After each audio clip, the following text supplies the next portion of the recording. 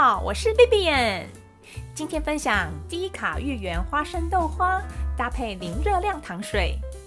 这个消暑甜汤材料跟做法都非常简单，最开心的重点是美味吃不胖，保证让你放心大快朵颐。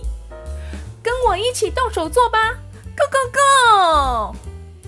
如果你喜欢我的影片，请给我一个赞，也请订阅我的频道，谢谢大家。